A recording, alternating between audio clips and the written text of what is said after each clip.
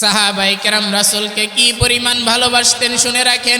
সাহাবায়ে কেরাম রাসূলকে কি পরিমাণ ভালোবাসতেন। এমনি এমনি সাহাবায়ে কেরাম জান্নাতের সুসংবাদ পাই নাই। দুনিয়ার ভিতরে 10 জন সাহাবী জান্নাতের টিকিট পেয়ে গেছেন, এমনি এমনি পাই নাই। রাসূলকে কি পরিমাণ সাহাবায়ে কেরাম ভালোবাসতেন, কি পরিমাণ ভালোবাসতেন। একজন সাহাবী খেজুর বাগানের ভিতরে কাজ করতেছিলেন। একজন সাহাবী খেজুর বাগানের ভিতরে কাজ করতেছিলেন। একজন সাহাবী, ওই সাহাবী যখন শুনতে পাইলেন যুদ্ধের ময়দানে আল্লাহর হাবিব নাই, কে যেন বলছে আল্লাহর হাবিব দুনিয়া থেকে চলে গেছে, দুনিয়া থেকে চলে গেছে, আল্লাহর হাবিব দুনিয়ার ভিতরে নাই। ওই সাহাবী খেজুর বাগানের কাজ ফেলে রাইখা তার হাতের সমস্ত কাজ ফেলে দিয়া বলতেছেন, হাত দুইটা আসমানের দিকে উঠাইয়া বলতেছেন, রে আল্লাহ, আপনি আমার চোখ দিছিলেন দুইটা চোখ, যেই চোখ দুইটা শুধুমাত্র আমি আপনার হাবিবকে দেখার জন্যই রাখছি। আমি আপনার হাবিবকে দেখার জন্য আপনাকে, আল্লাহর হাবিবকে সবচেয়ে বেশি ভালোবাসি, আপনার হাবিবকে। হে আল্লাহ, আসমানের দিকে দুইটা হাত উত্তোলন করে বলতেছেন, রে হে আল্লাহ, যেই চোখ দুইটা দিয়ে আপনার হাবিবকে দেখতে পারবো না, যেই চোখ দিয়ে আপনার বন্ধুকে দেখতে পারবো না, ওই চোখ দিয়ে দুনিয়ার কোনো মানুষকে আমি দেখতে চাই না। ওই চোখ দুইটা দিয়ে আমি দুনিয়ার কোনো মানুষকে দেখতে চাই না। ওই চোখ দুইটা আপনি আমাকে অন্ধ করে দেন। কি পরিমাণ সাহাবায়ে কেরাম নবীকে ভালোবাসতেন রে উম্মতের দল। পৃথিবীর ভিতরে পয়গম্বর আদম আলাইহিস সালাতু ওয়াস সালাম হইতে প্রত্যেক নবী এবং রাসূল দাওয়াতি কাজ করছেন। প্রত্যেক নবী এবং রাসূল দাওয়াতি কাজ করতে যান, মার খাইছেন কি খাইছেন না বলেন? প্রত্যেক নবী এবং রাসূল দাওয়াতি কাজ করতে যায় তাদের রক্ত ঝরাইছেন। উম্মতদেরকে দাওয়াত দেওয়ার কারণে উম্মতরা মারধর করছে, প্রত্যেকটা নবী এবং রাসূলদেরকে মারধর করছেন দাওয়াতি কাজ করার কারণে। এর ভিতরে আখিরে জামানার পয়গম্বর সরকার দু আলম হযরত মুহাম্মদুর রাসূলুল্লাহ সাল্লাল্লাহু আলাইহি ওয়াসাল্লাম মক্কার ভিতরে দাওয়াতি কাজ করতে লাগলেন। যখন নবুয়তের 13টি বছর শেষ হয়ে গেল, আল্লাহর হাবিব সাল্লাল্লাহু আলাইহি ওয়াসাল্লাম যখন দাওয়াত দিতে লাগলেন কাফেরদেরকে, তো আর কাফেরদের আর সহ্য হয় না, আর ভালো লাগে না, দাওয়াতি কাজ আর সহ্য হয় না। নবীর দাওয়াতে হাজার হাজার মানুষ কালিমা পড়ে মুসলমান হয়ে যায়, এটা কাফের বেঈমানের সহ্য হয় না। আবু জাহেল, উতবা, শাইবা তাদেরকেও সহ্য হয় না। এক পর্যায়ে আবু লাহাব, আবু জাহেল, তারা সমস্ত লোক, গোত্রের প্রত্যেকটা মানুষ, প্রত্যেকটা ব্যক্তি, আবু জাহেল তাদেরকে সমস্ত নেতা পেতাদেরকে নিয়ে একটা মিটিংয়ের ভিতরে বসলেন। একটা ঘরের ভিতরে, একটা মিটিংয়ের ভিতরে বসে তারা চিন্তা করতেছে মুহাম্মদকে দুনিয়া থেকে বিদায় করে দেওয়া লাগবে। এর ভিতরে মিটিং করা অবস্থায় একজন লোক দরজা দিয়ে দরজা টুক্কা দিছে। দরজা টুক্কা দেওয়ার পরে আবু জাহেল বলতেছে, যাও দেখে আসো ওই ব্যক্তিটাকে, ওই লোকটাকে। এবার দরজা খোলা পরে দেখতেছে একজন মুরব্বীকে ডাক দিয়া বলতেছে, হে মুরব্বী, আপনি কে? তখন মুরব্বী বলতেছে, আমি শাম অথবা আরো দূর থেকে আসছি, শাম দেশ থেকে আসছি। এবার মুরব্বী বলতেছে, আপনি কি জন্য আসছেন? মুরব্বী এবার ডাক দিয়া বলতেছে, তোমাদের মিটিংয়ে আমি পরামর্শ দেওয়ার জন্য আসছি। এবার আবু জাহেল বলতেছে, আমরা কি নিয়ে মিটিং করতেছি আপনি কি জানেন নাকি? এবার মুরব্বী বলতেছে, হ্যাঁ, মুহাম্মদকে দুনিয়া থেকে বিদায় করার মিটিং তোমরা করতেছো। এবার মুরব্বীকে আবু জাহেল বলতেছে, আচ্ছা ঠিক আছে, আপনি আসেন। মুরব্বী এবার একটা চেয়ারের ভিতরে বসে গেলেন। ওই মুরব্বী হইল ইবলিস শয়তান। কে? মুরব্বী হইল ইবলিস শয়তান। এবার মুরব্বী যখন বৈশা রইছে, এক একজন এক এক পরামর্শ দিতেছে। কেউ কেউ বলতেছে, মুহাম্মদকে আমরা সালার বস্তার ভিতরে ভৈরা দূর কোথাও ফালাই দিয়ে চলে আসব। এক একজন যখন এক এক পরামর্শ দিছে, আবু জাহেল, উতবা, সাইবা সবাই এক একজন এক এক পরামর্শ দিতেছে, মুরব্বীর কোনো পরামর্শই পছন্দ হয় না। আবু জাহেল এবার বলে উঠল, আবু জাহেল বলতেছে, না না, ওই মুহাম্মদকে দুনিয়া থেকে বিদায় করে দিলে কেমন হয়? মুরব্বী বলতেছে, ঠিক তুমি যেই কথাটা বলছো তোমার কথাটাই আমার পছন্দ হয়েছে। বলেন না নাউজুবিল্লাহ। এবার যখন রাসূল সাল্লাল্লাহু আলাইহি ওয়াসাল্লামকে দুনিয়া থেকে বিদায় করার জন্য আবু জাহেল, উতবা, সাইবা যখন তারা মিটিং করলো, মিটিং করা শেষ হয়ে গেল। এবার আল্লাহ পাক রব্বুল আলামিন আল্লাহর হাবিবকে জানায় দিলেন, হে হাবিব, হে হাবিব আমার, আপনাকে এই মক্কা থেকে মদিনার ভিতরে হিজরত করে চলে যাওয়া লাগবে। আপনাকে মক্কা থেকে মদিনার ভিতরে হিজরত করে চলে যাওয়া লাগবে। নবীকে যখন আল্লাহ পাক রব্বুল আলামিন জানায়া দিলেন, আল্লাহ রাসূল সাল্লাল্লাহু আলাইহি ওয়াসাল্লাম আবু বকরকে ডাক দিয়ে একদিন বললেন, রে আবু বকর, মক্কা থেকে আমাদেরকে মদিনার ভিতরে হিজরত করে চলে যাওয়া লাগতে পারে, তুমি হবে আমার এই হিজরতের সাথী। সুবহানাল্লাহ। আল্লাহ রাসূল সাল্লাল্লাহু আলাইহি ওয়াসাল্লাম যখন আবু বকরকে এই কথা বলে রাখলেন, এবার আবু বকর তো প্রস্তুতি নিয়ে আসছেন, কোন দিন নবী আয়েশা দরজার ভিতরে ঠুক্কা দিয়া বৈশা, কোন দিন নবী আয়েশা আমাকে দরজার কাছে আয়েশা ডাক দিয়া বলেন, রে হে আবু বকর, চলো হিজরতের সময় হয়ে গেছে। একজন মানুষ আমি চিন্তা করেন, আপনাকে যদি এই সদরপুর থেকে যদি অন্য একটা দেশে মানুষ যদি জোর করে পাঠায় দেয় বা মানুষের নির্যাতনের কারণে যদি আপনাকে দেশ ছেড়ে অন্য দেশে চলে যাওয়া লাগে, তাহলে কি আপনার আমার কাছে ভালো লাগবে নাকি বলেন? কোনো মানুষকেই তো কোনো দেশ ছাইরা, নিজের মাতৃভূমি ছাইরা, নিজের জন্মভূমি ছাইরা কোনো মানুষেরই যাওয়া ভালো লাগবে না। কিন্তু রাসূল সাল্লাল্লাহু আলাইহি ওয়াসাল্লামকে আবু জাহেল, উতবা যখন ষড়যন্ত্র করছে, এবার মুহাম্মদকে দুনিয়া থেকে বিদায় করে দিতে হবে, বিদায় করে দিতে হবে। এবার এক রাতের ভিতরে রাসূল সাল্লাল্লাহু আলাইহি ওয়াসাল্লাম আর হযরত আলী রাদিয়াল্লাহু তাআলা আনহু ঘরের ভিতরে ঘুমায় আছেন। রাসূল সাল্লাল্লাহু আলাইহি ওয়াসাল্লাম এবং হযরত আলী রাদিয়াল্লাহু তাআলা আনহু ঘরের ভিতরে যখন ঘুমায় আছিলেন, দুশ্মনেরা চতুর্দিকের হাল আল্লাহর হাবিবের ঘরটাকে বেষ্টনী কইরা রাখছে। রাসূলকে দুনিয়া থেকে আজকে রাতের ভিতরেই বিদায় করে দিবে। রাসূলকে মারার ষড়যন্ত্র কইরা একদম প্রত্যেক গোত্রের এক একটা লোক আইসা রাসূল সাল্লাল্লাহু আলাইহি ওয়াসাল্লামের ঘর বেষ্টন করে রাখলেন। এবার রাসূল সাল্লাল্লাহু আলাইহি ওয়াসাল্লামকে জিবরাইলের মাধ্যমে আল্লাহ পাক রব্বুল আলামিন জানায়া দিলেন, রে হে হাবিব আমার, আপনাকে আজকে দুনিয়া থেকে বিদায় করার জন্য আবু জাহেল, উতবা, সাইবা বড় বড় কাফেররা কি করছে? আপনার ঘর বেষ্টনী করে রাখছে।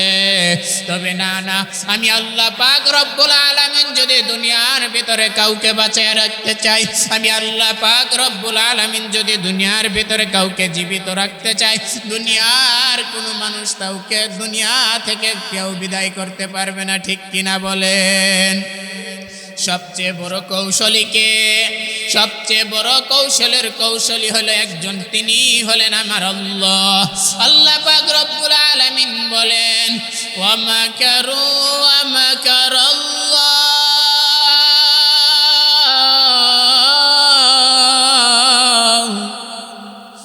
ওয়া মাকারু ওয়া মাকারাল্লাহ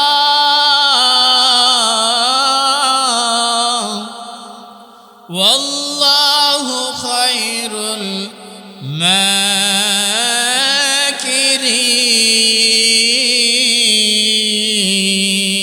মাকিরিন। ই কালামে জিন্দা কুরআনে হাকিম হিকমতে উলা ইয়াজালাসতু কাদিম জামিউল ইলমি ফিল কুরআন حكيم تقاصرت عنه أفهام الرجال بخا قرآن كلام الله بشون قديم استنعين الله أكبر দুনিয়া থেকে যদি কোনো মানুষকে আল্লাহ পাক রব্বুল আলামিন হেফাজত করতে চায়, দুনিয়ার ভিতরে যদি কোনো মানুষকে আল্লাহ পাক রব্বুল আলামিন বাঁচাইতে চায়, তাহলে পৃথিবীর কোনো মানুষ তাকে মারতে পারবে নাকি? পৃথিবীর কোনো মানুষ তাকে মারতে পারবে না। আর যদি আল্লাহ পাক রব্বুল আলামিন দুনিয়া থেকে কোনো মানুষকে মৃত্যুবরণ কাউকে যদি মারতে চায়, দুনিয়া থেকে তো যদি কাউকে নিয়ে যাইতে চায়, পৃথিবীর যত প্রযুক্তি আছে সমস্ত প্রযুক্তি দিয়া ওই মানুষটাকে কেউ রক্ষা করতে পারবে না, ঠিক কিনা বলে? আল্লাহর হাবিব সাল্লাল্লাহু আলাইহি ওয়াসাল্লামের ঘরকে কাফের বেঈমানরা তাওয়াফ করে চতুর্দিকে ঘেরাও করে রাখছে। এবার আল্লাহর হাবিব সাল্লাল্লাহু আলাইহি ওয়াসাল্লামকে জিবরাইল আলাইহিস সালাতু ওয়াসসালাম বললেন, হে আল্লাহর হাবিব, আপনি আপনার ভাই চাচাতো ভাই আলী রাদিয়াল্লাহু তাআলা আনহুকে আপনার বিছানার ভিতরে শোয়া দেন। আপনার বিছানার ভিতরে আপনার চাচাতো ভাই আলীকে শোয়া দিয়ে আপনি চলে যান। এবার হযরত আলী রাদিয়াল্লাহু তাআলা আনহুকে বিছানার ভিতরে রাইখা এবার বলতেছেন, হে আলী, তুমি আমার বিছানার ভিতরে শুয়ে থাকো, তুমি আমার বিছানার ভিতরে চাদর মুড়া দিয়ে শুয়ে থাকো। আলী রাদিয়াল্লাহু তাআলা আনহু নিশ্চিত মৃত্যু জানার পরেও রাসূলকে প্রটোকল দেওয়ার কারণে, রাসূলকে ভালোবাসার কারণে আলী রাদিয়াল্লাহু তাআলা আনহু নিশ্চিত মৃত্যু জানার পরেও বিছানার ভিতরে শুয়ে আছেন। সুবহানাল্লাহ। তাহলে সাহাবায়ে কেরাম নবীকে কেমন ভালোবাসতেন? আল্লাহ পাক রব্বুল আলামিন বলেন, কুল ইন কুনতুম তুহিব্বুনাল্লাহ ফাত্তাবিউনি ইউহিব্বুকুমুল্লাহ ওয়াল্লাহু ওয়া ইয়াগফির লাকুম যুনুবাকুম ওয়াল্লাহু গফুরুর রহিম। আল্লাহ পাক রব্বুল আলামিন বলেন, কুল ইন কুনতুম তুহিব্বুনাল্লাহ, হে আল্লাহর হাবিব, আপনি মানুষদেরকে জানায় দেন, যেই ব্যক্তি আমি আল্লাহ যেই ব্যক্তি আমাকে ভালোবাসতে চায়, সেই ব্যক্তি যেন আপনি রাসূলকে ভালোবাসে, এবং আপনি রাসূলকে যদি কোনো ব্যক্তি ভালোবাসে তাহলেই আমি আল্লাহকে ভালোবাসা হয়ে যাবে। সুবহানাল্লাহ। তাহলে আপনার আমার ভিতরে রাসূলের সুন্নতের দরকার আছে না নাই? রাসূলের আদর্শের দরকার আছে না নাই?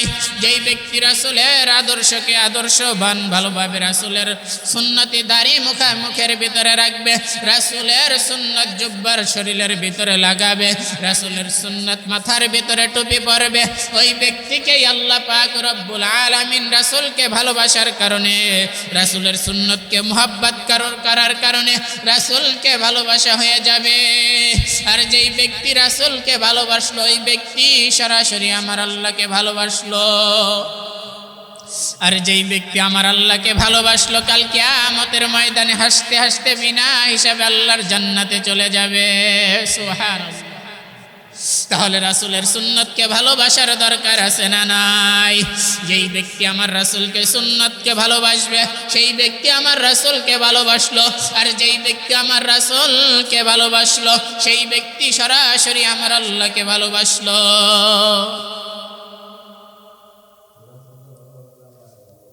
এই কারণে আমরা দেখবেন দুনিয়ার কোন এমপি মন্ত্রীর কাছে যদি যাইতে হয় তাহলে যে কোনো একটা তার একজন চামচা বা তার একজন মাধ্যম আছে না নাই? তার একজনের মাধ্যমে দুনিয়ার কোন এমপি মন্ত্রীর কাছে যদি যাওয়া লাগে একটা মাধ্যম আছে, ওই মাধ্যমের মাধ্যমেই তারপরে এমপির কাছে যাওয়া লাগে। কিন্তু এমপি মন্ত্রীর কাছে যদি দুনিয়ার ভিতরে যদি একজন মাধ্যমের মাধ্যমে যদি তার কাছে যাওয়া লাগে, আল্লাহ পাক রব্বুল আলামিন বলে দিলেন, হে দুনিয়ার মানুষ, তোমরা ভালো কইরা শুনে রাখো, ভালো কইরা শুনে রাখো, যে আমাকে ভালোবাসতে চাও সে আমার হাবিবকে ভালোবাসো, আমার হাবিবের সুন্নতকে মুহাব্বত করো, আমার হাবিবের সুন্নতকে ভালোবাসো। আর যেই ব্যক্তি আমার হাবিবের সুন্নতকে ভালোবাসলো ওই ব্যক্তি আমার হাবিবকেই ভালোবাসলো। আর যেই ব্যক্তি আমার হাবিবকে ভালোবাসবে আর আমার হাবিবকে ভালোবাসার কারণে আমাকেই ভালোবাসা হয়ে যাবে, আমাকেই ভালোবাসার কারণে কাল কিয়ামতের ময়দানে আল্লাহ পাক রব্বুল আলামিন তাকে বিনা হিসাবে জান্নাতে প্রবেশ করায়া দিবেন। সুবহানাল্লাহ। হযরত আলী রাদিয়াল্লাহু তাআলা আনহু রাসূল সাল্লাল্লাহু আলাইহি ওয়াসাল্লাম বললেন, হে আলী, আমার কাছে কিছু আমানত আছে। যেই কাফেররা, একটা কথা ভালো কইরা শুনে রাখেন, যেই কাফেররা রাসূল সাল্লাল্লাহু আলাইহি ওয়াসাল্লামকে মারার জন্য ঘরটাকে ঘেরাও করে রাখছে, বেষ্টন করে রাখছে, ওই কাফেরদের আমানত রাসূল সাল্লাল্লাহু আলাইহি ওয়াসাল্লামের কাছে রাখতো। রাসূল সাল্লাল্লাহু আলাইহি ওয়াসাল্লামকে এই পরিমাণ বিশ্বাস করত, কাফেররাও বিশ্বাস করত। এই কারণে কাফেররাই রাসূল সাল্লাল্লাহু আলাইহি ওয়াসাল্লামকে একটা নাম দিয়েছেন, সেই নামের নাম হইল আলামিন, মানে সত্যবাদী। রাসূলকে কতটা বিশ্বাস করলে আবু জাহেল, উতবা, সাইবার কাছে কি করতো না, দুনিয়ার কাফেররা তাদের কাছে তাদের আমানত রাখতো না। রাসূলকে কতটা বিশ্বাস করার কারণে রাসূলের কাছেই কি করতো কাফের বেঈমানরা, রাসূলকে যদিও কি করতো, রাসূলের দুশমনি করতো, রাসূলকে দাওয়াতি কাজ করার কারণে রাসূলের দুশমনি করতো। এরপরেও বড় বড় কাফেররা কি করতো, রাসূলের কাছে আমানত রাখতো। এবার রাসূল সাল্লাল্লাহু আলাইহি ওয়াসাল্লাম তার চাচাতো ভাই আলীকে ডাক দিয়ে বললেন, হে আলী, যেই কাফেররা আমাকে মারার জন্য আমাকে পুরো ঘরটাকে বেষ্টনী করে রাখছে, এই কাফেরদের আমার কাছে কিছু আমানত আছে। এই আমানতের গায়ে, প্রত্যেকটা আমানতের গায়ে নাম লেখা আছে। তুমি সকালবেলা কি করবা, প্রত্যেকটা যারা যারা আমার কাছে আমানত রাখছে, প্রত্যেকটা আমানত সব প্রত্যেকটা মানুষদের কাছে তুমি পৌঁছায়া দিবা। সুবহানাল্লাহ। আপনি ভালো করে আপনি ভালোভাবে চিন্তা করেন, আপনাকে যদি কোনো মানুষ মারার ষড়যন্ত্র করে, আপনাকে যদি এলাকা থেকে কোনো মানুষ যদি বের করে দেওয়ার ষড়যন্ত্র করে, আপনি কি চিন্তা করবেন? দুনিয়ার মানুষ যদি আপনার কাছে কিছু আমানত রাখে, কিছু যদি সোনা দেয় না আপনার কাছে যদি রাখে, টাকা পয়সা যদি রাখে, আবার যদি তারাই যদি ষড়যন্ত্র করে আপনাকে এলাকা থেকে বের করে দিবে, আপনাকে এলাকার ভিতরে রাখবে না, তাহলে আপনি চিন্তা করবেন কি? আপনি আমি হইলে চিন্তা করতাম, ওরা যেহেতু আমাকে মারার ষড়যন্ত্র করছে, এলাকা থেকে আমাকে বের করে দেওয়ার ষড়যন্ত্র করছে, আমি ওদের মাল কি করব, নিয়ে আমি এখান থেকে বিদায় হয়ে যাব। আমি ওদের মাল তো নিব, আরো যদি কোনো কিছু পাই তাও নিয়ে চলে যাব, ঠিক কিনা বলেন? কিন্তু আল্লাহর হাবিব সাল্লাল্লাহু আলাইহি ওয়াসাল্লাম কেমন আমানতদার ছিলেন, আল্লাহ রাসূল সাল্লাল্লাহু আলাইহি ওয়াসাল্লাম কেমন আমানতদার ছিলেন। যেই কাফেররা রাসূলকে মারার জন্য পুরা ঘরটাকে বেষ্টনী করে রাখছে, সেই কাফেরদের আমানত রাসূলের কাছে। এবার রাসূল সাল্লাল্লাহু আলাইহি ওয়াসাল্লাম আলীকে ডাক দিয়ে বললেন, হে আলী, তুমি কি করবা? এই যে প্রত্যেকটা কাফেরের আমানত আমার কাছে আছে, এই আমানতগুলা সকালবেলা প্রত্যেকটা ব্যক্তির কাছে তুমি পৌঁছায়া দিবা। সুবহানাল্লাহ। এবার হযরত আলী রাদিয়াল্লাহু তাআলা আনহু রাসূল সাল্লাল্লাহু আলাইহি ওয়াসাল্লাম বললেন, তুমি কি করবা? চাদর মুড়া দিয়া ঘুমায়া থাকবা। এবার হযরত আলী রাদিয়াল্লাহু তাআলা আনহুকে এই কথা যখন রাসূল বললেন, রাসূল সাল্লাল্লাহু আলাইহি ওয়াসাল্লাম বললেন, হে আলী, আগামী 3 দিনের ভিতরে তোমার সাথে আমার সাথে মদিনার ভিতরে দেখা হয়ে যাবে। সুবহানাল্লাহ। এবার হযরত আলী রাদিয়াল্লাহু তাআলা আনহু ঘরের ভিতরে ঘুমায়া রইলেন চাদর মুড়া দিয়া। হযরত আলী রাদিয়াল্লাহু তাআলা আনহুর ভিতরে এতটা পরিমাণে বিশ্বাস ছিল, রাসূলের কথার এত বিশ্বাস ছিল, এতটা পর্যন্ত রাসূলকে এত মহব্বত করতেন, এত কথাটা এত পর্যন্ত বিশ্বাস করলেন যে আল্লাহর হাবিব সাল্লাল্লাহু আলাইহি ওয়াসাল্লাম যেহেতু বলছে আগামী 3 দিনের ভিতরে মদিনার ভিতরে রাসূল আমাকে দেখা করার জন্য বলছেন, তার মানে কি কাফেররা যত ষড়যন্ত্রই করুক না কেন, কাফেররা যতই চিন্তা ভাবনা করুক না কেন আমাকে মারার জন্য, আগামী 3 দিনের ভিতরে আমি নিশ্চিত হয়ে গেলাম আমি দুনিয়া থেকে বিদায় হব না। আগামী 3 দিনের ভিতরে কোনো কাফের বেঈমান আমাকে মারতে পারবে না। এবার আলী রাদিয়াল্লাহু তাআলা আনহু রাসূলের কথার বিশ্বাস এই পরিমাণ হয়ে গেল। এবার হযরত আলী রাদিয়াল্লাহু তাআলা আনহু চাদর মুড়া দিয়া রাসূলের বিছনার ভিতরে ঘুমায়া গেলেন।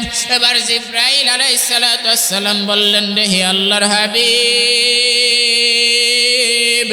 আপনি হাতের ভিতরে এক মুষ্টি বালু নেন, এক মুষ্টি বালু নিয়ে দরজা খুইলা আপনি বালুটা কি করবেন, সামনের দিকে নিক্ষেপ করবেন। নিক্ষেপ করার দায়িত্ব হলো আপনার। প্রত্যেকটা কাফেরের চোখের ভিতরে পৌঁছায়া দেওয়ার দায়িত্ব হলো আমি আল্লাহর। ঠিক কিনা বলেন? আল্লাহর হাবিব সাল্লাল্লাহু আলাইহি ওয়াসাল্লাম হাতের মুষ্টির ভিতরে কিছু বালি নিলেন। বালু নেওয়ার পরে আল্লাহর হাবিব সাল্লাল্লাহু আলাইহি ওয়াসাল্লাম সূরা ইয়াসিনের কিছু আয়াত তেলাওয়াত করলেন। সূরা ইয়াসিনের কিছু আয়াত তেলাওয়াত করার পরে কাফের বেঈমানের দিকে বালু নিক্ষেপ করলেন। এবার রাসূল সাল্লাল্লাহু আলাইহি ওয়াসাল্লাম যখন বালু নিক্ষেপ করলেন, বালুগুলা প্রত্যেকটা কাফের বেঈমানের চোখের ভিতরে পৌঁছায় দিলেন কে? আল্লাহ পাক রব্বুল আলামিন প্রত্যেকটা কাফের বেঈমানের চোখের ভিতরে বালু পৌঁছায়া দিলেন। এবার প্রত্যেকটা কাফের বেঈমান চোখ এবার ডলতে লাগলেন, ঘষতে লাগলেন, তারা চোখ ডলতে ডলতে এবার আল্লাহর হাবিব সাল্লাল্লাহু আলাইহি ওয়াসাল্লাম কাফের বেঈমানের সামনে দিয়ে বের হয়ে গেলেন। সুবহানাল্লাহ। কাফের বেঈমানের সামনে দিয়ে যখন রাসূল সাল্লাল্লাহু আলাইহি ওয়াসাল্লাম বের হয়ে গেলেন, এদিক দিয়ে কাফের বেঈমানের চোখ ডলতে ডলতে তারা হঠাৎ করে চোখ মেলে তাকায়া দেখে। এবার তারা ঘরের ভিতরে ঢুকলেন। ঢোকার পরে দেখতেছে এবার একজন মানুষ ঘুমায় রইছে। সবাই চিন্তা করছে তরবারি নিয়ে সবাই মার, এবার কে? সবাই মারার জন্য প্রস্তুতি হয়ে গেলেন। এবার আল্লাহর হাবিব সাল্লাল্লাহু আলাইহি ওয়াসাল্লাম তো বের হয়ে গেছেন, কিন্তু কাফের বেঈমানেরা যখন মারার আরম্ভ করবেন, কেউ কেউ ডাক দিয়ে বলতেছে, এ দাঁড়া, মারার আগে আমরা চেহারাটা আগে দেখে নেই, কি করি? মারার আগে আমরা চেহারা দেখা তারপরে মারি। এবার কিছু মানুষ তার চাদরটাকে, আলী রাদিয়াল্লাহু তাআলা আনহুর চাদর টানাটানি শুরু করলেন। আলী রাদিয়াল্লাহু তাআলা আনহুর চাদর উতলায়া দেখে, চাদর খুলে দেখে এখানে রাসূল সাল্লাল্লাহু আলাইহি ওয়াসাল্লাম নাই, এখানে শুয়ে আছেন হযরতে আলী রাদিয়াল্লাহু তাআলা আনহু। এবার কাফের বেঈমানরা জিজ্ঞাসা করতেছে, রে হে আলী, রাসূল কোথায় গেছে বলো? এই কথা যখন বলছে, আলী রাদিয়াল্লাহু তাআলা আনহু বলতেছে, আমি তোমাদের কথার প্রশ্নের জবাব দিতে পারবো না, তবে আমার কাছে কিছু আমানত আছে। এই আমানতগুলো আমি সকালবেলা প্রত্যেকের কাছে পৌঁছায়া দিব। এই দায়িত্বই আমাকে দিয়ে দিয়েছেন আল্লাহর হাবিব। এই কথা যখন বলছে, এবার তো দেখতেছে আল্লাহর হাবিব নাই। কাফের বেঈমানেরা ঘর থেকে বের হয়ে গেছে। রাসূল সাল্লাল্লাহু আলাইহি ওয়াসাল্লাম যাওয়ার পরে যাইতে যাইতে হযরত আবু বকর সিদ্দিক রাদিয়াল্লাহু তাআলা আনহুর ঘরের ভিতরে যায়, দরজার ভিতরে যায় টুক্কা দিছে। সাহাবায়ে কেরাম রাসূলকে কি পরিমাণ ভালোবাসতেন শুনে রাখেন। সাহাবায়ে কেরাম রাসূলকে কি পরিমাণ ভালোবাসতেন। এমনি এমনি সাহাবায়ে কেরাম জান্নাতের সুসংবাদ পাই নাই। দুনিয়ার ভিতরে 10 জন সাহাবী জান্নাতের টিকিট পেয়ে গেছেন, এমনি এমনি পাই নাই। রাসূলকে কি পরিমাণ সাহাবায়ে কেরাম ভালোবাসতেন, কি পরিমাণ ভালোবাসতেন। একজন সাহাবী খেজুর বাগানের ভিতরে কাজ করতেছিলেন। একজন সাহাবী খেজুর বাগানের ভিতরে কাজ করতে ছিলেন। একজন সাহাবী, ওই সাহাবী যখন শুনতে পাইলেন যুদ্ধের ময়দানে আল্লাহর হাবিব নাই, কে যেন বলছে আল্লাহর হাবিব দুনিয়া থেকে চলে গেছে, দুনিয়া থেকে চলে গেছে, আল্লাহর হাবিব দুনিয়ার ভিতরে নাই। ওই সাহাবী খেজুর বাগানের কাজ ফেলে রাইখা তার হাতের সমস্ত কাজ ফেলে দিয়ে বলতেছেন, হাত দুইটা আসমানের দিকে উঠাইয়া বলতেছেন, রে আল্লাহ, আপনি আমার চোখ দিছিলেন দুইটা চোখ, যেই চোখ দুইটা শুধুমাত্র আমি আপনার হাবিবকে দেখার জন্যই রাখছি। আমি আপনার হাবিবকে দেখার জন্য আপনাকে, আল্লাহর হাবিবকে সবচেয়ে বেশি ভালোবাসি, আপনার হাবিবকে। হে আল্লাহ, আসমানের দিকে দুইটা হাত উত্তোলন করে বলতেছেন, হে আল্লাহ, যেই চোখ দুইটা দিয়ে আপনার হাবিবকে দেখতে পারবো না, যেই চোখ দিয়ে আপনার বন্ধুকে দেখতে পারবো না, ওই চোখ দিয়ে দুনিয়ার কোনো মানুষকে আমি দেখতে চাই না। ওই চোখ দুইটা দিয়ে আমি দুনিয়ার কোনো মানুষকে দেখতে চাই না। ওই চোখ দুইটা আপনি আমাকে অন্ধ করে দেন। কি পরিমাণ সাহাবায়ে কেরাম নবীকে ভালোবাসতেন রে উম্মতের দল। ওরে যুবক ভাই, ভাই, আজকে তুমি ভালোবাসো রাসূলকে, মুখে মুখে ভালোবাসো। ওরে যুবক ভালো কইরা শুনে রাখো, ওরে মুরব্বী বাবারা তোমরা ভালো কইরা শুনে রাখো, ওরে পদ্মার অন্তরালের মা বোনেরা তোমরা ভালো কইরা শুনে রাখো। আজকে আমরা রাসূলকে মুখে মুখে ভালোবাসি, মুখে মুখে ভালোবাসি, অথচ তুমি যদি রাসূলকে ভালোবাসতে তাহলে তোমার মুখের ভিতরে দাড়ি রাসূলের সুন্নাত থাকার দরকার আছে না নাই? তুমি যদি রাসূলকে ভালোবাসতা তাহলে রাসূলের সুন্নাত তোমার ভিতরে থাকতো। তুমি যদি রাসূলকে ভালোবাসতা তাহলে রাসূলের সুন্নাত মাথার ভিতরে টুপি দেখা যাইতো। তুমি যদি রাসূলকে ভালোবাসতা তাহলে রাসূলের সুন্নাত তোমার ভিতরে জুব্বা দেখা যাইতো। তুমি যদি রাসূলকে ভালোবাসতা তাহলে রাসূলের সুন্নাত তোমার ভিতরে থাকতো, ঠিক কিনা বলেন? রাসূলকে মুখে মুখে ভালোবাসি এই কথা বললেই হবে না। রাসূলকে ভালোবাসার একটাই কারণ, রাসূলের মুহাব্বত, রাসূলের সুন্নতকে মুহাব্বত করতে হবে, ঠিক কিনা বলেন? রাসূলকে ভালোবাসার মাপকাঠি হইল রাসূলের সুন্নত। যেই ব্যক্তি রাসূলকে ভালোবাসবে সেই ব্যক্তি রাসূলের সুন্নতকে মুহাব্বত করবে। যেই ব্যক্তি রাসূলের সুন্নতকে মুহাব্বত করবে ওই ব্যক্তি সরাসরি রাসূলকে ভালোবাসলো। আর যেই ব্যক্তি রাসূলকে ভালোবাসলো সেই ব্যক্তি আমার আল্লাহকে ভালোবাসলো। আর যেই ব্যক্তি আমার আল্লাহকে ভালোবাসলো ওই ব্যক্তি কিয়ামতের ময়দানে বিনা হিসাবে আল্লাহর জান্নাতে যাবে। সুবহানাল্লাহ। এবার দেখেন আবু বকর সিদ্দিক রাদিয়াল্লাহু তাআলা আনহু রাসূল সাল্লাল্লাহু আলাইহি ওয়াসাল্লামকে কি পরিমাণ মুহাব্বত করতেন। হযরত আবু বকর সিদ্দিক রাদিয়াল্লাহু তাআলা আনহু রাসূল সাল্লাল্লাহু আলাইহি ওয়াসাল্লাম হিজরত করে যখন মক্কা থেকে মদিনায় চলে যাবেন, রাসূল সাল্লাল্লাহু আলাইহি ওয়াসাল্লাম 3 দিন পর্যন্ত না খাওয়া ছিলেন। কয় দিন? যাকে না বানাইলে দুনিয়ার কোনো মানুষ বানাইতেন না, যাকে না বানাইলে সাত আসমান আল্লাহ পাক রব্বুল আলামিন তৈরি করতেন না, যাকে না বানাইলে এই আসমান জমিন কিছুই বানাইতেন না, যাকে না বানাইলে আপনি আমি হইতে পারতাম না, যাকে না বানাইলে পৃথিবীর কোনো মাখলুককে আল্লাহ পাক রব্বুল আলামিন সৃষ্টি করতেন না। সেই নবী 3 দিন পর্যন্ত না খাওয়া। কয়দিন? আল্লাহর হাবিব সাল্লাল্লাহু আলাইহি ওয়াসাল্লাম 3 দিন পর্যন্ত না খাওয়া, 3 দিনের ক্ষুধার্ত নিয়ে মক্কা থেকে মদিনার ভিতরে চলে যাবেন।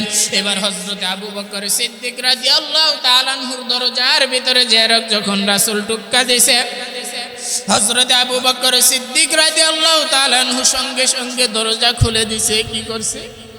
হযরত আবু বকর সিদ্দিক রাদিয়াল্লাহু তাআলা আনহু যখন গভীর রাতে দরজা খুলে দিয়েছে, এবার আল্লাহর হাবিব সাল্লাল্লাহু আলাইহি ওয়াসাল্লাম বললেন, হে আবু বকর, আমি শুধুমাত্র জোরে কোনো ডাক দিলাম না, আমি তোমাকে ভালোভাবেও ডাক দিলাম না, শুধুমাত্র একটা ডাক দেওয়ার সঙ্গে সঙ্গে তুমি কিভাবে দরজা খুলে দিলে? তুমি কি কোনোদিন ঘুমাও না? তুমি কি রাতের বেলা ঘুমাও না?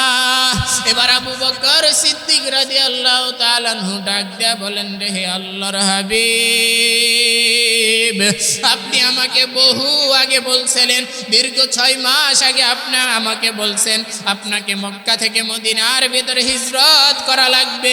আপনি বহু আগে বলছেন ওই হিজরতের সাথী হব আমি আবু বকর। আপনি যেদিন থেকে বলছেন ওই হিজরতের সাথী হব আমি আবু বকর, আল্লাহর কসম হে নবী, আল্লাহর কসম একবার, আল্লাহর কসম 2 বার, আল্লাহর কসম 3 বার, আল্লাহর কসম 3 বার করে আমি বলতেছি, আল্লাহু বিল্লাহি তাল্লাহি, আমি 3 বার কসম করে বলতেছি রে আল্লাহর হাবিব, আপনি আমাকে বহু আগে যেদিন বলছেন আমি হিজরতের সাথী হব আমি আবু বকর, সেদিন থেকে আমি দিনের বেলা যতই কাজ করি না কেন, দিনের বেলা যত ব্যস্ততাই থাকি না কেন, দিনের বেলা আমি যত কাজকর্ম করি না কেন, রাতের বেলা আমি বিছানার ভিতরে ঘুমাই না। সুবহানাল্লাহ। আমি দরজার ভিতরে পিঠটা লাগাই আপনার জন্য দাঁড়ায় থাকি, কোন দিন আমার নবী আইসা আমাকে ডাক দিবে। কারণ হইল কাফের বেঈমানরা আপনাকে মারার জন্য উৎপাইতা থাকবে। আপনি যদি দুনিয়ার ভিতরে না থাকেন তাহলে আমি আবু বকর বেঁচে থেকে কি লাভ? আপনি রাসূল যদি দুনিয়ার ভিতরে না থাকেন তাহলে আমি আবু বকর বেঁচে থাকার দুনিয়ার ভিতরে কোনো দরকার নাই, কোনো দরকার নাই। আমি আবু বকরের দুনিয়ার ভিতরে থাকার কোনো সাধ্যকতাও নাই। এবার আল্লাহর হাবিব সাল্লাল্লাহু আলাইহি ওয়াসাল্লামের চোখের ভিতরে পানি বের হয়ে গেল। এবার আল্লাহর হাবিব সাল্লাল্লাহু আলাইহি ওয়াসাল্লাম ডাক দিয়ে বললেন, রে হে আবু বকর, আল্লাহ পাক রব্বুল আলামিনকে ডাক দিয়ে বললেন, রে হে আবু বকর, এই যে তুমি যে আমাকে এই পরিমাণ ভালোবাসলা, এই ভালোবাসা আজকে তোমার সফর মক্কা থেকে মদিনায় না, আজকে শুধুমাত্র তোমার সফর মক্কা থেকে মদিনায় হবে না, কাল কিয়ামতের ময়দানে তোমার সফর এই মক্কা থেকে শুরু হইল, কাল কিয়ামতের ময়দানে জান্নাতের মধ্য পর্যন্ত তোমার সফর হয়ে যাবে। সুবহানাল্লাহ। তাহলে রাসূল সাল্লাল্লাহু আলাইহি ওয়াসাল্লামকে সাহাবায়ে কেরাম কি পরিমাণ ভালোবাসতেন। তারা এমনি এমনি জান্নাতের সুসংবাদ পাই নাই। 10 জন সাহাবা দুনিয়া থেকে জান্নাতের টিকিট এমনি এমনি পাই নাই। রাসূলকে তারা কি পরিমাণ ভালোবাসতেন। এবার যখন আবু বকর সিদ্দিক রাদিয়াল্লাহু তাআলা আনহু দরজা খুলে দিলেন, দরজা খোলা হয়ে গেল। এবার আবু বকর সিদ্দিক রাদিয়াল্লাহু তাআলা আনহু ডাক দিয়ে বলেন, রে আল্লাহর হাবিব, শুধুমাত্র আমি একাই ঘুমাই না এই কথাই না, শুধুমাত্র আমি একা জেগে রইছি তা না, ওই যে দেখেন আমার ছোট মেয়ে 6 বছরের আমার মেয়ে আসমা, তিনিও নাস্তা বানায় আপনার অপেক্ষায় বসে থাকে। সুবহানাল্লাহ। এই ছোট মেয়ে আপনার অপেক্ষায় বসে থাকে, কারণ বাবা যেরম হবে মেয়েও তো তেরুম হবে, ঠিক কিনা বলেন? বাপ ভালো তারে বেটা ভালো তাই মা ভালো তার জি, গাই ভালো তার দুধ ভালো রে দুধ ভালো তার ঘি। বাবা যদি ভালো হয় তাহলে ছেলে ভালো হবে, মা যদি ভালো হয় তাহলে সন্তান ভালো হবে, পীর যদি ভালো হয় মুরিদ ভালো হবে, উস্তাদ যদি ভালো হয় তাহলে ছাত্র ভালো হবে, শিক্ষক যদি ভালো হয় তাহলে ছাত্র ভালো হবে, ঠিক কিনা বলেন? হযরত আবু বকর সিদ্দিক রাদিয়াল্লাহু তাআলা আনহু জান্নাতের প্রথম টিকিট কাটা একজন মেহমান। এই কারণে আবু বকরের মেয়েও তো তেমনি হওয়ার কথা। হযরত আবু বকর সিদ্দিক রাদিয়াল্লাহু তাআলা আনহুর মেয়েও কি করলেন, দীর্ঘদিন পর্যন্ত রাসূলের অপেক্ষায় রইলেন। এবার রাসূল সাল্লাল্লাহু আলাইহি ওয়াসাল্লাম আবু বকরকে ডাক দিয়ে বললেন, রে হে আবু বকর, চলো চলো তাড়াতাড়ি চলো, বেঈমানরা আমাদের পিছে আবারও চলে আসবে। এবার যখন সফর শুরু কইরা দিছে মদিনার দিকে, রাসূল যখন রওনা দিলেন, হযরত আবু বকর সিদ্দিক রাদিয়াল্লাহু তাআলা আনহু প্রতিমধ্যে একবার কি করে রাসূলের সামনে যায়, পিছনে যায়। আল্লাহর হাবিব হাত রাখলেন, একবার রাসূলের ডান দিকে যায়, আবু বকর একবার বাম দিকে যায়। আবু বকর সিদ্দিক রাদিয়াল্লাহু তাআলা আনহু একবার সামনে যায় আর একবার পিছনে যায়। এবার আল্লাহর হাবিব সাল্লাল্লাহু আলাইহি ওয়াসাল্লাম আবু বকরকে ডাক দিয়ে বললেন, রে হে আবু বকর, তুমি কেন বারবার এমন করতেছো? একবার সামনে যাও, একবার পিছনে যাও, আরেকবার ডান দিকে যাও, আরেকবার বাম দিকে যাও, তুমি কেন এরকম করতেছো, এরকম করতেছো? এবার আবু বকর সিদ্দিক রাদিয়াল্লাহু তাআলা আনহু ডাক দিয়ে কি বলেন রে, ভালো কইরা শুনেন। আবু বকর সিদ্দিক রাদিয়াল্লাহু তাআলা আনহু আল্লাহর হাবিবকে ডাক দিয়ে বলেন, রে হে আল্লাহর হাবিব, কাফের বেঈমানরা আপনাকে যখন মারবে আমি ভাবতেছি কখন জানি আপনাকে সামনে দিক থেকে মারে, সামনের দিক থেকে যদি কাফের যদি তীর মারে, ওই তীরটা যেন আপনার গায়ে, আপনার শরীরের ভিতরে না লাগে, যেন আমার আবু বকরের গায়ে লাগে।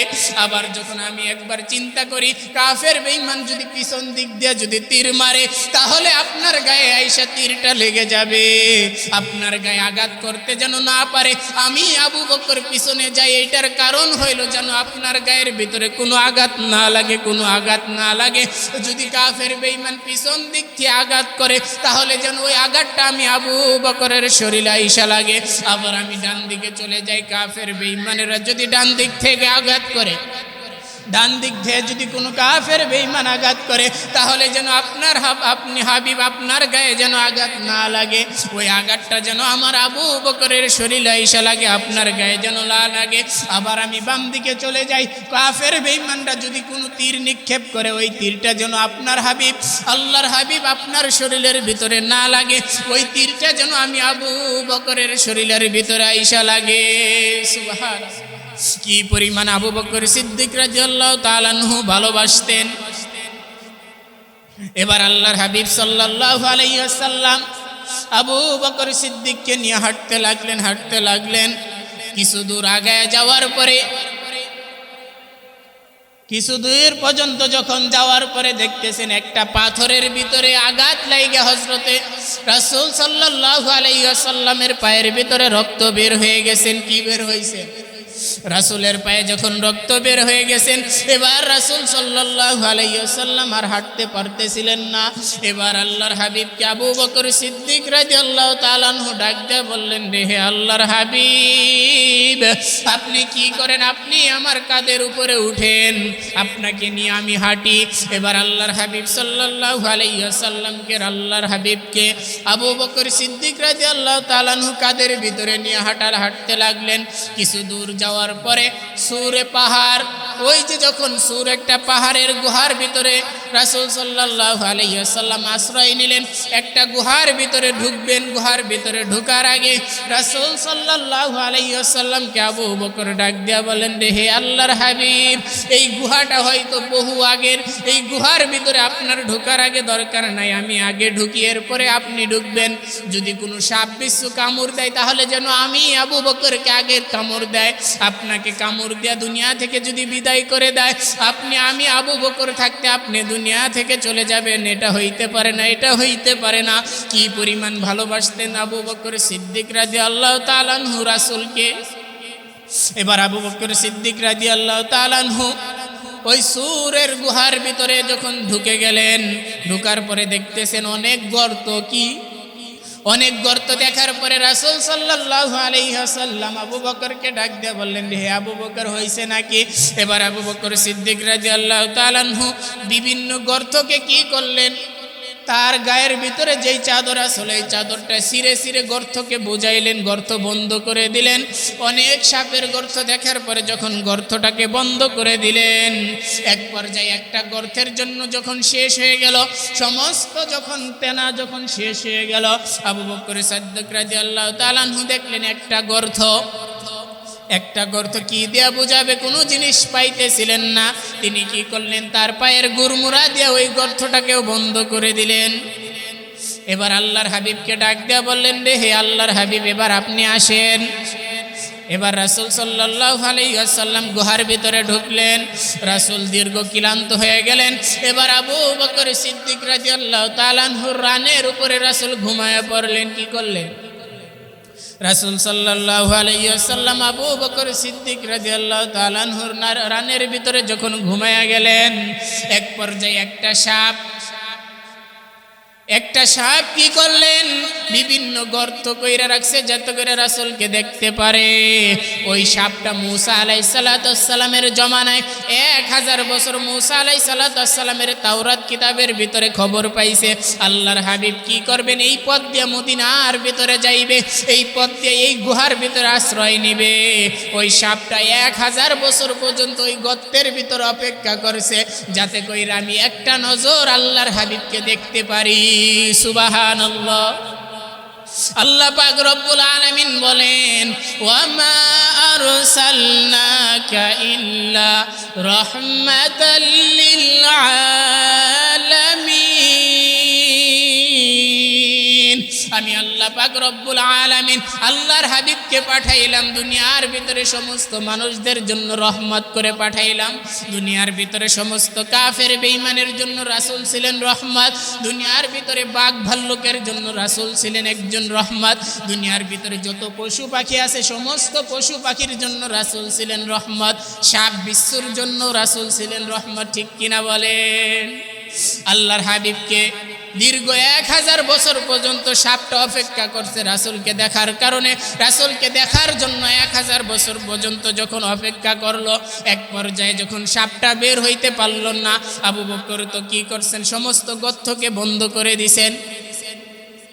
এবার সাপ কি করলেন, আবু বকর সিদ্দিক রাদিয়াল্লাহু তাআলা আনহুর পায়ের গুরমুরার দিকে কি করলেন, প্রথমে টুক্কা দিতেছিলেন, প্রথমেই কামড় দেয় নাই যাতে করে পাউটা সরাইয়া দেয়, কিন্তু আবু বকর সিদ্দিক রাদিয়াল্লাহু তাআলা আনহু পাও সরাই নাই। এক পর্যায়ে রাসূল সাল্লাল্লাহু আলাইহি ওয়াসাল্লাম আবু বকর সিদ্দিকের পায়ে সাপটা কি করলেন, এক পর্যায়ে ধ্বংসন করে দিলেন, কামড় মেরে দিলেন। কামড় যখন দিলেন রাসূল আবু বকর সিদ্দিক রাদিয়াল্লাহু তাআলা আনহুর সমস্ত শরীর কি করলেন, বিষে হলুদ হয়ে গেছে। কিন্তু রাসূল সাল্লাল্লাহু আলাইহি ওয়াসাল্লামের ঘুম ভেঙে যাবে কিন্তু এই কারণে ঘুম ভেঙে যাবে দেখে রাসূল সাল্লাল্লাহু আলাইহি ওয়াসাল্লামকে জাগাইলেন না আবু বকর। কিন্তু এক পর্যায়ে যখন আবু বকর সিদ্দিক রাদিয়াল্লাহু তাআলা আনহু বিষের কারণে তার চোখ থেকে এক ফোঁটা পানি রাসূলের মুখের ভিতরে যখন পইলা গেল, এবার রাসূল সাল্লাল্লাহু আলাইহি ওয়াসাল্লাম জাগ্রত হয়ে গেলেন, উঠা পড়লেন। রাসূল যখন দেখলেন আবু বকরের চেহারা হলুদ হয়ে গেছে, হলুদ বর্ণের হয়ে গেছে, এবার আবু বকরকে ডাক দিয়া বলেন, রে হে আবু বকর, তোমার কি বাড়ির কথা মনে পড়ছে নাকি? তোমার কি বাড়ির কথা, মুহাব্বত, তোমার ছেলে সন্তানের কথা কি তোমার মনে পড়ে গেল নাকি? তুমি কেন কান্না করতেছো? তখন বলতেছেন, হে আল্লাহর হাবিব, আমার পায়ের ভিতরে সাপ দংশন করেছে, আমার সাপ কামড় দেওয়ার কারণে আমার শরীরের ভিতরে সমস্ত রক্তের ভিতরে পুরতাছে, সমস্ত শরীর হলুদ বর্ণের হয়ে গেছে। এবার আল্লাহর হাবিব বলতেছে, হে আবু বকর, তুমি কেন আমাকে ডাক দিলে না? তুমি কেন আমাকে জাগ্রত করলে না? এবার আবু বকর সিদ্দিক কি বলতেছে ভালো কইরা শুনেন রে মুসলমান। আবু বকর বলতেছেন, রে হে আল্লাহর হাবিব, শুধুমাত্র সাপ আমাকে কামড় দিয়ে আমার শরীর কি করছে, জর্জরিত কইরা ফালাইছে। শুধু বিষের প্রক্রিয়ায় আমার রক্তের ভিতরে জ্বলতেছে, শুধুমাত্র রক্ত জ্বলতেছে এই কারণে না, আমার পুরো জীবনটাও যদি চইলা যায় তারপরেও আমি আল্লাহর হাবিব ঘুমায় রইছে আমার রানের উপরে, আমি আপনাকে জাগাইতে পারবো না। ঠিক কিনা? কি পরিমাণ আল্লাহর হাবিবকে ভালোবাসতেন। এবার এক পর্যায়ে কি করলেন আল্লাহর হাবিব সাল্লাল্লাহু আলাইহি ওয়াসাল্লাম, কি করলেন, আবু বকরের রাসূলের মুখের থুতু নিয়ে যখন ওই সাপের যেখানে দংশন করছে ওখানে দেওয়ার সঙ্গে সঙ্গে আবু বকরের বিষ পানি হয়ে গেল। সুবহানাল্লাহ। রাসূলের মুখের লালা কি পরিমাণ ঔষধ, আল্লাহ পাক রব্বুল আলামিন কি পরিমাণ ঔষধ দিয়ে দিয়েছেন, শুধুমাত্র মুখের লালাটা পর্যন্ত লাগায় দেওয়ার সঙ্গে সঙ্গে আবু বকর সিদ্দিক রাদিয়াল্লাহু তাআলা আনহু সুস্থ হয়ে গেছেন। এবার সাপরে ডাক দিয়া বলতেছেন, রে হে সাপ, তুই কেন আমার আবু বকরকে ধ্বংসন করলি? তুই কেন আমার আবু বকরকে কামড় দিলি? এবার সাপ ডাক দিয়া বলতেছেন, রে হে আল্লাহর হাবিব, আমি আপনার বন্ধুকে কামড় দিতে চাই নাই, আমি আপনার বন্ধুকে ধ্বংসন করতে চাই নাই। আমি দেখলাম আমি আপনাকে দেখার জন্য অনেক অনেক গর্ত বানায় রাখছি, আমি যখন অন্য একটা গর্ত দিয়ে বের হইতে চাই সেখানেও দেখি আপনার সাহাবী আবু বকর গর্তটা বন্ধ করে রাখছে। আমি আবার যখন অন্য গর্ত দিয়ে বের হইতে চাই আমি দেখি আপনার সাহাবী আবু বকর সেই গর্তটাও বন্ধ করে রাখছে। এক পর্যায়ে যখন দেখলাম এই গর্ত দিয়ে বের হইতে লাগলাম তখন দেখলাম আপনার সাহাবী আবু বকরের পাউটা গর্তের সামনে। আমি কিভাবে বের হব, বের না হইতে পাইরা আপনার চেহারা একটা নজর দেখব, বের না হইতে পাইরা আপনার সাহাবী আবু বকরের পায়ে আমি কামড় মেরে দিছি। এবার আল্লাহর হাবিব সাল্লাল্লাহু আলাইহি ওয়াসাল্লাম যখন গর্তের ভিতরে, এবার কাফের বেঈমানরা চলে আসছে, কাফের বেঈমানরা সমস্ত পাহাড়টাকে ঘেরাও করে রাখছে। এবার কাফের বেঈমানের পাগুলা দেখা যাইতেছে। এক পর্যায়ে কি করলেন, মাকড়সা চিনেন আপনারা? মাকড়সা আইসা কি করলেন, রাসূল সাল্লাল্লাহু আলাইহি ওয়াসাল্লাম যেই গুহার ভিতরে ঢুকছে ওই গুহাটা কি করছেন, মাকড়সা গুহার সামনে বাসা বাইদা ফালাইছে। সুবহানাল্লাহ। তার মানে মাকড়সাও ভালোবাসে আল্লাহর হাবিবকে। ঠিক কিনা বলেন? কিছুক্ষণ পরে কবুতর আইসাও বাসা বাঁধছে। কি করছে? কবুতর আইসাও মুখের গুহার ভিতরে মুখের সামনে আইসা বাসা বাইদা ফালাইছে। কবুতরও রাসূলকে ভালোবাসলো, একটা কবুতরও রাসূলকে চিনল, একটা মাকড়সাও রাসূলকে চিনল, একটা সাপ পর্যন্ত তিনিও কি করলো, একটা সাপও রাসূলকে চিনল, সাপও রাসূলকে ভালোবাসলো। আজকে তুমি আমি যুবক রাসূলকে ভালোবাসি না, মুখে মুখে বলি রাসূলকে ভালোবাসি। তোমার ভিতরে যদি রাসূলের ভালোবাসা থাকতো তাহলে মুখে মুখে আমরা রাসূলকে ভালোবাসি বলতে পারতাম না। মুখে মুখে ভালোবাসি, রাসূলকে ভালোবাসি বললেই হবে না। রাসূলকে ভালোবাসতে হইলে রাসূলের সুন্নত আপনার আমার ভিতরে থাকার দরকার আছে না নাই? যেই ব্যক্তি রাসূলকে ভালোবাসবে ওই ব্যক্তি রাসূলের সুন্নতকে মুহাব্বত করবে, যেই ব্যক্তি রাসূলের সুন্নতকে মুহাব্বত করবে ওই ব্যক্তি রাসূলকে ভালোবাসলো। আর যেই ব্যক্তি রাসূলকে ভালোবাসলো ওই ব্যক্তি আল্লাহকে ভালোবাসলো। আর যেই ব্যক্তি আমার আল্লাহকে ভালোবাসলো ওই ব্যক্তির কোনো টেনশন আসে নাকি? যেই ব্যক্তি আল্লাহকে ভালোবাসলো কিয়ামতের ময়দানে ওই ব্যক্তি হাসতে হাসতে আল্লাহর জান্নাতের ভিতরে চলে যাবে। সুবহানাল্লাহ। আবু বকর সিদ্দিক রাদিয়াল্লাহু তাআলা আনহু দেখলেন কাফের বেঈমানের পাওগুলা দেখা যায়। এবার রাসূলকে ডাক দিয়ে বললেন, হে আল্লাহর হাবিব, আমাদেরকে তো কাফের বেঈমান দেখা ফেলবে, আজকে মনে হয় আমাদের এখানেই মৃত্যু হয়ে যাবে, কাফের বেঈমান মনে হয় আমাদেরকে এখানেই মেরে ফেলবে। এবার আল্লাহর হাবিব সাল্লাল্লাহু আলাইহি ওয়াসাল্লাম কাফেরদের আবু বকরকে ডাক দিয়ে বললেন, হে আবু বকর, তুমি কি মনে করছো এই গুহার ভিতরে আমরা দুইজনই নাকি? তুমি কি মনে করছো এই গুহার ভিতরে আমরা দুইজন আছি নাকি? তুমি কি মনে করছো আমরা দুইজন একাই এই গুহার ভিতরে নাকি? আমরা দুইজন এই গুহার ভিতরে একা না, আমাদের সাথে একজন আছে। তিনি কে? জোরে বলেন, তিনি কে? আমাদের সাথে একজন আছেন, তিনি হলেন আমাদের আল্লাহ। ঠিক কিনা? মুমিন যদি কোনো বিপদের ভিতরে পইরা যায় তাহলে আমরা স্মরণ করব একজনকে, তিনি কে? দুনিয়ার কোনো মানুষ আমাদেরকে বিপদ থেকে বাঁচাইতে পারবে নাকি? কথা কয় না। দুনিয়ার কোনো মানুষ আমাদেরকে বিপদ থেকে বাঁচাইতে পারবে না, দুনিয়ার কোনো মানুষ আমাদেরকে বিপদ আপদ থেকে হেফাজত করতে পারবে না। আল্লাহ পাক রব্বুল আলামিন আপনাকে আমাকে যদি, আপনার আমার সঙ্গে যদি আল্লাহ পাক রব্বুল আলামিন থাকে, আপনি আমি যদি বিপদে পইরা আল্লাহকে স্মরণ করি, কঠিন বিপদ থেকে আল্লাহ পাক রব্বুল আলামিন আপনাকে আমাকে হেফাজত করবে। ঠিক কিনা বলেন? এবার আবু বকর সিদ্দিক রাদিয়াল্লাহু তাআলা আনহুকে যখন রাসূল সান্ত্বনা দিলেন, সান্ত্বনা দেওয়ার পরে কাফের বেঈমান যখন চলে গেলেন, এবার আবু বকর সিদ্দিক রাদিয়াল্লাহু তাআলা আনহুকে রাসূল সাল্লাল্লাহু আলাইহি ওয়াসাল্লাম নিয়ে মদিনার দিকে রওনা হয়েছেন। কোন দিক? মদিনার দিকে যখন রওনা করছে, মদিনার ভিতরে যাওয়ার পরে, এবার মদিনার ভিতরে যাওয়ার পরে রাসূলের তো এমনিই মনটা খারাপ, এমনিই মক্কা থেকে চলে আসছে, নিজের জন্মভূমি থেকে চলে আসলো, নিজের জন্মভূমি থেকে কাফের বেঈমানের কারণে পাঠাইয়া দিল। রাসূল বলছেন, হে মক্কা, এই মক্কাকে রাসূল পিছনের দিকে কাইন্দা কাইন্দা বলতেছিলেন, নিজের চোখ দিয়া পানি বের হইতেছিল। রাসূল কেঁদে কেঁদে বলতেছিলেন, হে মক্কা, তোকে আমি এতটা ভালোবাসি, তোকে আমি এতটা ভালোবাসি, আজকে যদি কাফের বেঈমান যদি আমাকে ষড়যন্ত্র করে আমাকে না পাঠাইয়া দিত, তাহলে আমি এই মক্কা থেকে দুনিয়ার কোথাও বের হয়ে যাইতাম না। সুবহানাল্লাহ। রাসূল কি পরিমাণ ভালোবাসতেন মক্কাকে, যদিও রাসূলকে বেঈমানেরা কি করছেন, ষড়যন্ত্র করে বের করে দিয়েছেন। রাসূলের মনটা এমনিই খারাপ। রাসূল যখন মদিনার ভিতরে চলে গেলেন, মদিনায় যাওয়ার পথে আরেকটা ঘটনা ঘটছে। রাসূল যখন ওই গারে সোর থেকে, পাহাড়ের গুহা থেকে যখন বের হয়ে গেলেন, বের হওয়ার পরে মক্কা মদিনায় যখন যাবেন, মদিনায় যাওয়ার আগে রাসূলের প্রচন্ড ক্ষুধা লাগছে। কি লাগছে? কথা কয় না, কি লাগছে? রাসূলের মুজিজা দেখেন, রাসূল কি পরিমাণ আল্লাহ পাক রব্বুল আলামিন তাকে মুজিজা দিবেন। রাসূলের প্রচন্ড পরিমাণে ক্ষুধা লাগলেন। এবার রাসূল দেখতেছে, আবু বকরকে ডাক দিয়ে বলতেছেন, হে আবু বকর, সামনের দিকে তাকায় দেখো কোনো বাড়ি আছে নাকি, কোনো বাড়ি ঘর আছে নাকি? আবু বকর তাকায় দেখতেছে কোনো বাড়ি ঘর নাই। কিন্তু রাসূল সাল্লাল্লাহু আলাইহি ওয়াসাল্লাম যখন বললেন, তো আবু বকর তুমি ভালো কইরা তাকায় দেখো সামনে কোনো বাড়ি ঘর আছে নাকি? আসলে কোনো বাড়ি ঘর ছিল না। কিন্তু রাসূল যখন বলছে, আবু বকর সামনে তাকায় দেখো কোনো বাড়ি ঘর আছে নাকি, আবু বকর এবার ভালো কইরা তাকায় দেখে সামনে একটা বাড়ি দেখা যায়। সুবহানাল্লাহ। কি পরিমাণ রাসূলের মুখের দাম, তাহলে চিন্তা কইরা দেখেন।